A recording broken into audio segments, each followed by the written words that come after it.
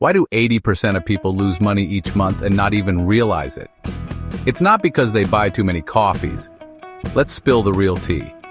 All right, let's talk about the sneakiest money mistake out there. Paying for stuff you don't even use. Yeah, I'm talking about those subscriptions. Streaming, apps, gym memberships. If you forgot you had it, you're definitely not alone. Here's the deal. Those just $10 a month charges add up faster than a taxi meter in Manhattan. Before you know it, you're dropping hundreds of bucks a year. For nothing.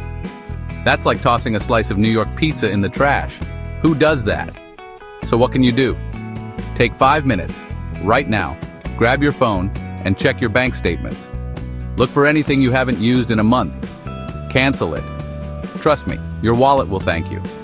And hey, don't beat yourself up. Everyone falls for it. Companies make it way too easy to forget. But you're smarter now. Save that cash for something you love.